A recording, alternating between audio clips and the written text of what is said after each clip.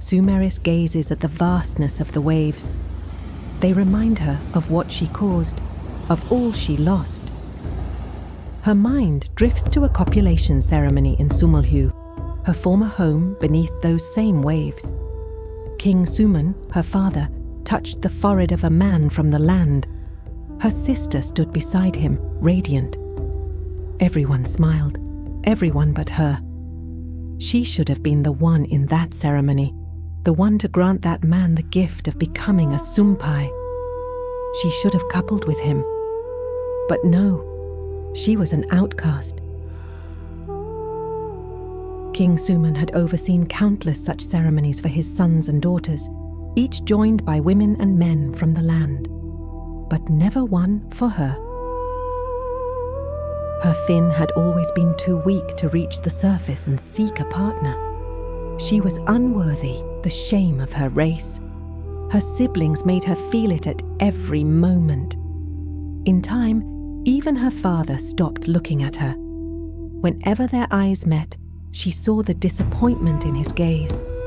For centuries, her father had fought to preserve their people, to protect them from invaders, so much so that he had grown frail. Many Sumpai perished. The population dwindled. Her father was cautious by nature, forbidding his people from venturing far beyond Sumulhu into the treacherous aquatic outskirts. No one ever disobeyed. The new couple sealed their union with a long kiss. The Sumpai sang and danced, their chants lighting up the coral walls of the great palace. Sumeris did not join them. She simply watched, as she had done countless times before. The man's legs slowly turned green, dark, glimmering green. His limbs fused together, his feet lengthening into a tail. The kiss ended as her long fin entwined with his in an envious motion, a mating she yearned for but never had. The pair moaned in ecstasy. The chants grew louder. Sumeris could bear it no longer. She left the coral palace. She heard her father calling her name, but she kept swimming. Sumulhu was already far behind. She passed fish swimming in the opposite direction. Strange. She continued onward, the water darkening as she swam until she was lost. But what did it matter? She wanted to be lost. Was there anywhere she wouldn't be a disgrace? Was there anyone who wouldn't see her as unworthy? Everything turned to black. No fish, no life. Sumeris thought she had gone blind, alone. But what did it matter? She had always been alone. This was a perfect place to die. No one would care. She was wrong. Whispers emerged, then voices, desperate, echoing, begging her for help. They cried that only she could save them. How could she, when all she saw was darkness? One voice rose above the others. In a sorrowful tone, it told her she was their only hope, that her father, the great Sumon, had imprisoned them long ago, that he had despised them. The voice spoke of a massacre, of suffering at the hands of the Sumpai. As if it knew her hidden longing, it made an offer. In exchange for her help, she would be granted procreation, eternal offspring. Sumeris's small fin beat with the rhythm of her heart. At last, her existence would mean something. What joy! She asked how. The voice replied, she must move her fin to the rhythm of a song. It had been so long since Sumeris had sung. Her siblings had mocked her cruelly for it, but they were far away now. No one could ridicule her. With that thought, she moved her body. From her lips came a soft, melodic chant, timid but true. She danced, she smiled. At last she was useful. At last she was valued.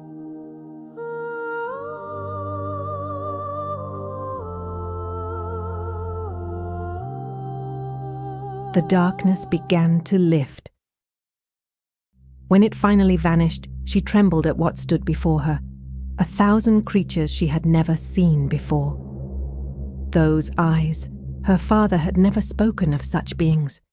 Since childhood, Because of her frail fin, she had been kept from the Sumpai councils, a terrible mistake. One of the creatures sank its fangs into her fin. Another covered her mouth. She couldn't scream, couldn't breathe. They dragged her through the waters until she saw 3 of her brothers. Her father had sent them. They cried out, trying to stun the horde, but they were devoured. Sumeris appeared in the distance. The ceremony had ended. The tribe was ready to defend their home. Sumeris was locked in a cell, the 2 creatures still clinging to her like sticky algae. She watched in horror as battle raged. Sumpai's screams shattered the invaders' bodies into pieces, but they were too few. In the distance, her father watched the massacre. Then his eyes met hers, filled with sorrow, disappointment, regret. He tried to attack one of the monsters, but he was struck down and devoured alive. Sumeris's eyes welled with tears of rage, sadness, guilt. This was her doing. If only she had stayed, if only she had been less proud. But it was too late for ifs. One of the monsters appeared before her. It shattered the coral bars with its fangs. More grotesque than the others, she recognized that voice. It told her they would mate.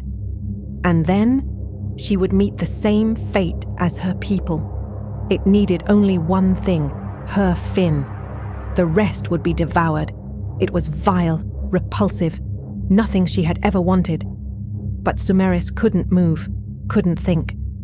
Her siblings had been right. She was weak, a disgrace who had led her people to ruin. And the coupling began. She tried to scream but couldn't. Trapped in that horrific dance, she looked towards Sumeris. Her family torn apart, devoured.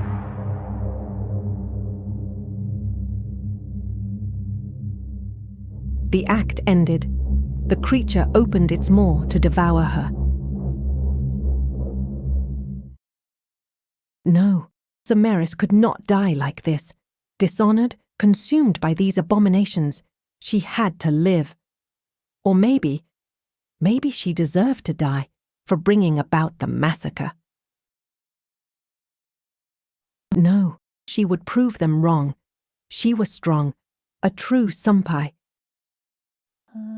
For the first time, her fin moved swiftly.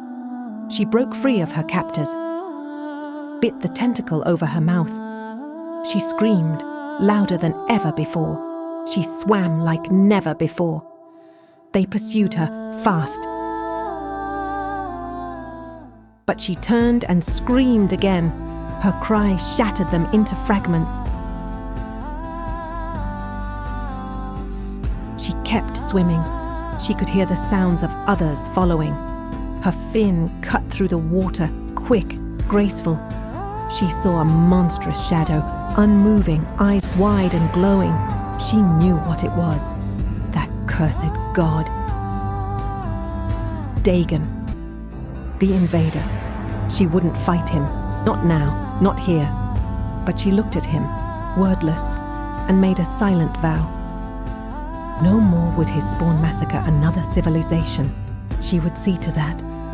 She looked back at Sumeris, at her people, massacred, everything she had known, gone. She looked at him once more. He looked back with glowing, dreadful eyes. She remembered her vow, and swam and swam. The shadow remained watching her. Her fin bled, but she pushed forward. She would not be caught. She would live, for her people, for herself.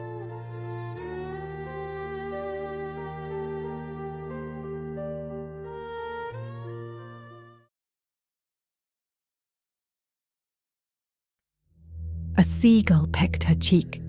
A distant sunset bathed the sky. She had never seen such beauty. Now she understood why her siblings had longed for the land. She let the waves carry her, their movement gentle, guiding, embracing. She collapsed onto the wet, salty sand. Her green fin slowly faded into the same color as the upper half of her body. That was the last thing she saw before she lost consciousness.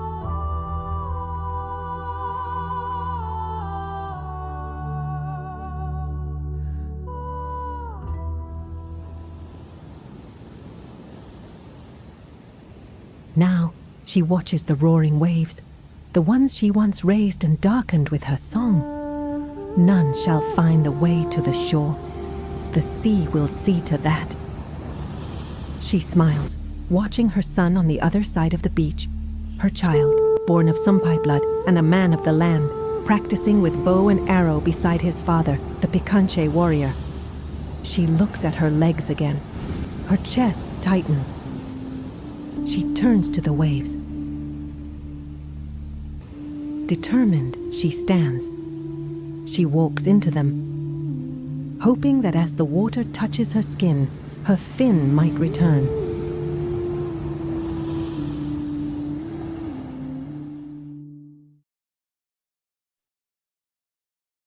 But it's no use. With terrible melancholy, Sumeris realizes the Sumpai people are gone forever.